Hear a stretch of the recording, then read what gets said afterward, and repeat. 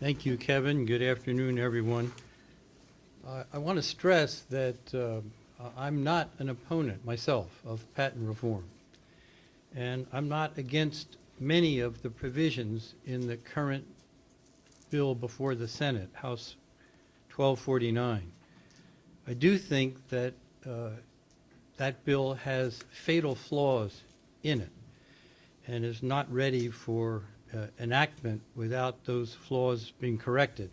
But I'm only going to focus on one of them, and that has to do with the capacity of the Patent Office to do its job today, which is grossly inadequate. I'll get into some of the numbers.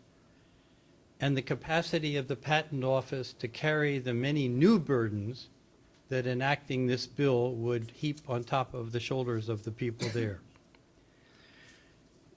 Everyone should ask themselves three questions. The first question is, it is said that enacting this bill will create 200,000 jobs. Several people have said that. I think maybe even the president said that, or someone on the president's behalf.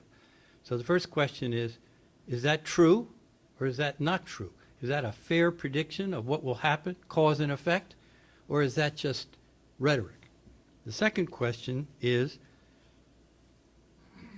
the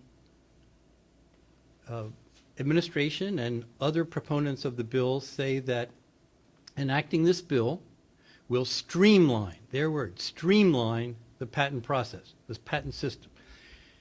And if you look at the context in which they use the word streamline, it's clear it meant two things: simplify and speed up. So the question you should ask yourself, is that true or is that false? Is that a fair prediction? Is that correct cause and effect? Or is that fantasy? Is that rhetoric? The third question comes from a statement made by Chairman Leahy, who's led the way on the bill and will be managing it, I imagine, on the Senate floor shortly.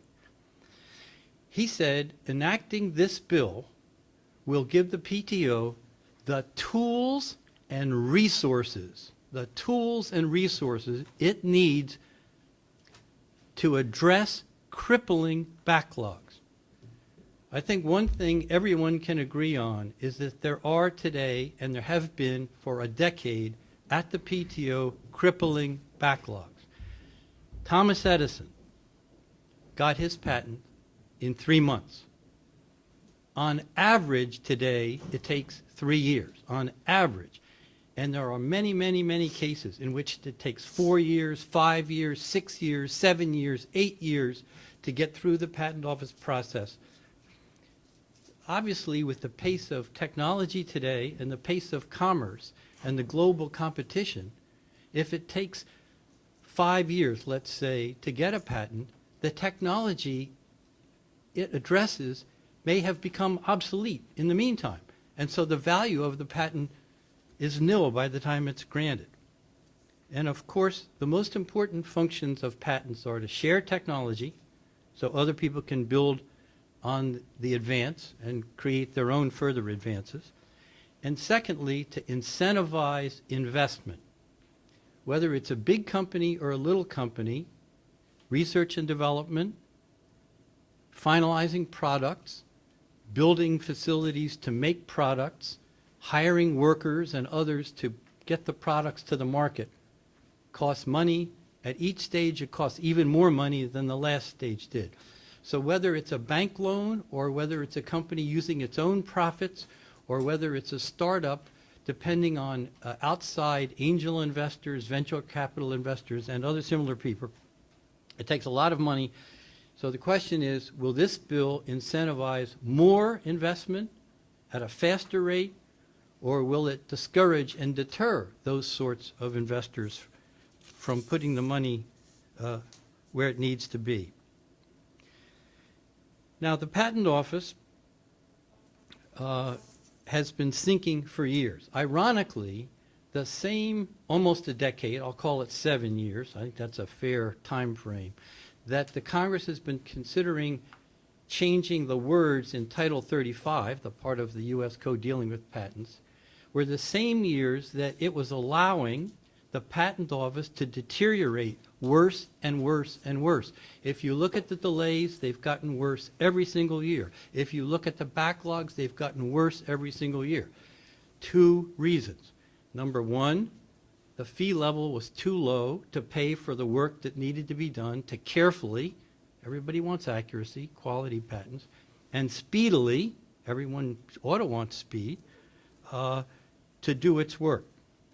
So it's been eroding on a steady basis because the fees are too low, but even worse, the fees, all user fees, not a single dollar of taxpayer money, not $1 is spendable by the PTO. They're only allowed to spend user fees paid by the applicants and owners, private concerns, private money, paid under compulsion of law. It's not a gift to the U.S. Treasury.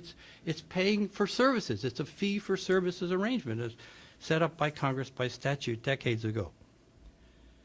So it's undisputed that starting in 1992, Congress appropriators failed to allow all the fee money to be accessed and spent by the Patent Office to pay for what it needed to pay for. And it needs to pay for a lot of things, which I'll get to in just a second. The total, and no one disputes this figure that I'm aware of, and it's been around over and over, since 1992, over $900 million in user fees taken away from the Patent Office, in effect given to other agencies or programs or projects. Some people think that so-called fee diversion was a problem in the past but ended some years ago. But it didn't end some years ago. In 2010, over $50 million in fees were diverted. In 2011, an even larger number, somewhere close to 85 million. But the worst is about to come. The Patent Office predicts that its fee collections in the coming fiscal year, 2012, that starts in just weeks, will be $2.7 billion.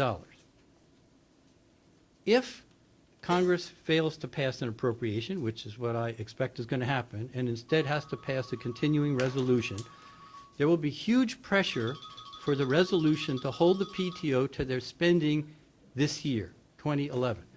The result of that will be that over $600 million in user fees will disappear as far as the Patent Office is concerned. It doesn't make any difference whether it's in a fund that goes to another agency or whether it's simply in a fund that Director Kapos isn't allowed access to. It has the same effect. What does he need to do?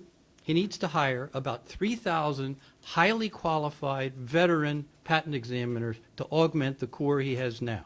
That's absolute essential if patents are to be fairly, accurately, and quickly examined, which is exactly what the economy needs. Secondly, he needs to hire upwards of 200 additional judges for the board because they're about to get huge new duties, difficult duties, duties the Patent Office has never faced before. They're going to have to function as a U.S. district judge, as a trial judge in a non-jury trial.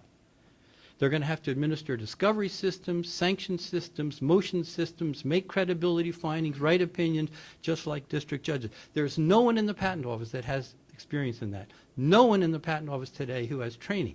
So Kapos is going to have to go out and hire 150 or 200 people who are qualified by reason of experience and training to be federal trial judges in patent cases. What kind of salaries is he going to have to pay to hire those kind of people? They all now work for law firms and are making in the range of $300 to $1 million a year. So obviously he can't get that kind of talent without a lot more money. He can't hire 3,000 or so additional examiners, much less experienced ones, without a lot more money. He has the worst IT systems of any agency today in the United States government. This is our technology agency, our technology promoting agency, whose equipment and software the director in sworn testimony had to describe as moribund. His word, not mine, moribund. At least $500 million is needed to replace and upgrade and augment those IT systems. again, will take a lot of money. So whatever else can be said about the bill, and much could be said by me and some will be said by others on this panel, unless access to all the fee collections in the coming fiscal year is somehow or other guaranteed by the Congress, the Patent Office problems will get worse, not better. And if on top of that situation, the bill adds all these new duties, then it will get twice as bad. It will become a job-killing agency, not a job-creating agency. So it's not subtle, it's very simple, it's very basic. How is it that the Senate passing the House bill would give the Patent Office, in Chairman Leahy's words, the tools and resources? What tools? What resources? Resources. Resources are money to hire people to fix IT systems. It'll take a lot of money. It'll take multiple years of a whole lot of money. No one's asking for taxpayer money. A year ago, I wrote an editorial in the New York Times with a business leader suggesting that Congress give back the nearly $1 billion in previously diverted fees. But in the current budget environment, obviously that's not going to happen. But if we can't at least allow the Patent Office complete, unlimited, free, and immediate access to utilize all the user fees collected, we will really have a patent system that really is broken. That's the word that's been thrown around.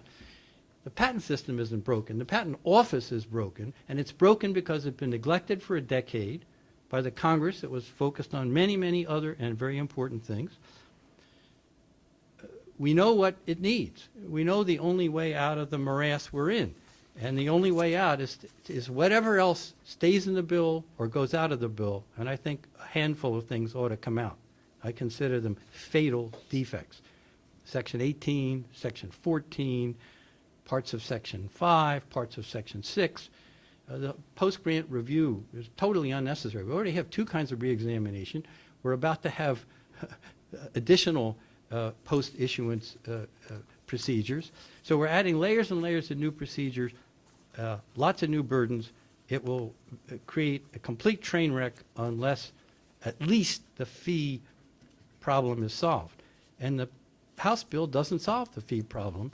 And it's meaningless, frankly, and I don't mean to sound disrespectful, but it's meaningless for Chairman Rogers to say he pledges to let the Patent Office spend all its fees. Look what I did in the appropriations bill.